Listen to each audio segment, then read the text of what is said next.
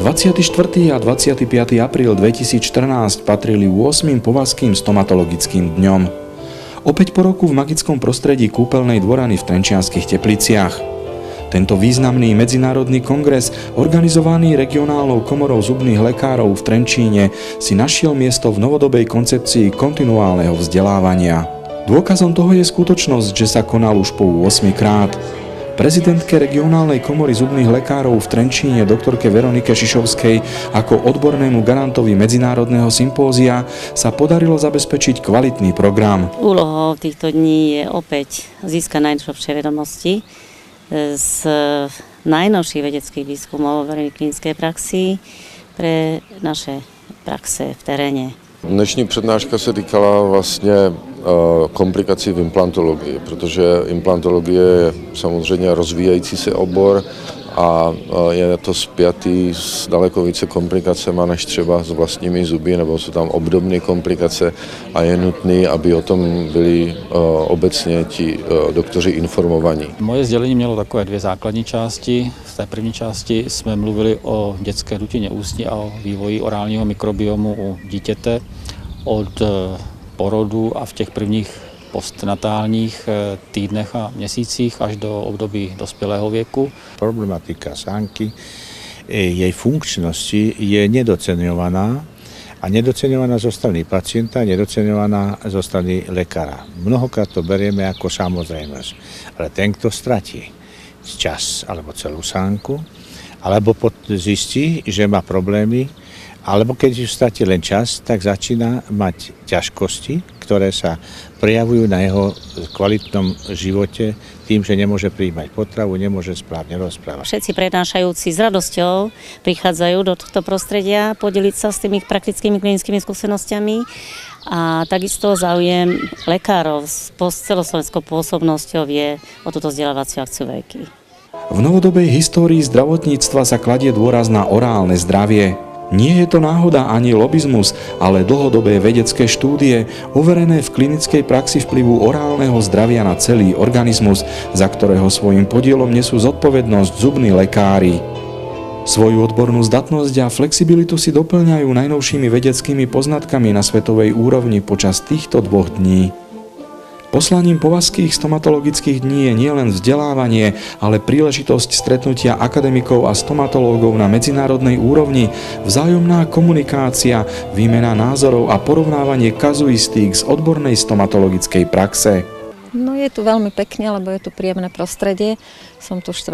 rok, 4. krát, vždy je veľmi dobrý program urobený, vždy je nejaká zahraničná účasť a zároveň dobrý aj kultúrny program. Takže majú lekári možnosť sa porozprávať spolu a vymeniť si skúsenosti.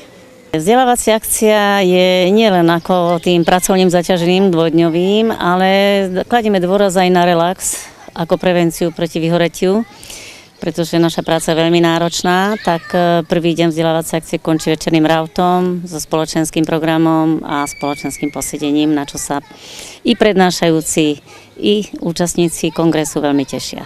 Určite by som odporúčala všetkým mladým kolegom, aby sa tu zúčastňovali, lebo ako som si všimla, väčšinou je tu stredná a staršia generácia a chýba tu to mladé zastúpenie a bolo by to veľmi dobre, pretože sa môžu něco naučit. Je, myslím, velice přínosné tu nejen přednášet, ale hlavně vyposlechnout celou řadu zajímavých přednášek, které obohatí nejen mě, ale všechny ty metody potom se snažíme aplikovat i na naší klinice. Ja som v Trenčianskych Tepliciach už druhýkrát. Prvýkrát som bola pozvaná minulého roku, kde som mala tému zameranú skôr na tú záchodnú stomatológiu, čiže tie biele blomby, hlavne z pohľadu parodontológa, keďže sa venujem tej parodontológii, ako zhotoviť biele blomby, tak aby vlastne nedochádzalo k okolitým zápalom. No a teraz vlastne boli témou prednášky pacienti, ktorí nemajú zhotované náhrady prilepené na fix, ale majú zhotované náhrady tzv. Vyberacie snímateľné. Na tomto podujatí som sa zúčastnil prvýkrát na pozvanie tunajšej komory aj pani prezidentky.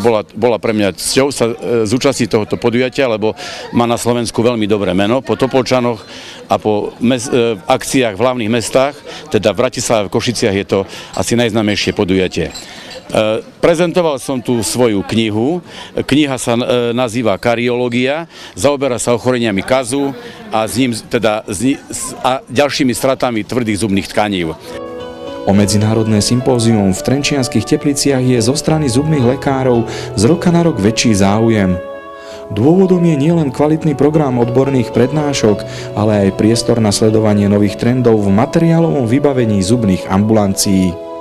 V závere prvého dňa medzinárodného sympózia sa jeho účastníci mohli tešiť na spoločenský večer.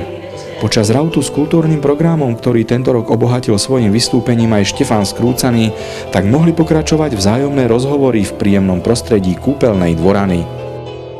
Každé ráno vidíte na doblaký čambo, musím si dať preto rande s tekilou a sambo. Po tekile mám svaly veľké ako Rambo, keď som celkom stekilovaný. V Acapulcu bare majú vrtulu aj s lampou, pod ňou hole baby noci odpalujú mambo. To je tanec pre mňa, tak neodídem s hambou, silou rytmom zmietaný. 8. považské stomatologické dni sa skončili. Odkaz účastníkov sympózia už teraz smeruje na organizátora celej akcie, ktorému želajú mnoho tvorivých síl pri zostavovaní odborného programu na nasledujúce 9. považské stomatologické dni, ktoré sa uskutočnia v roku 2015.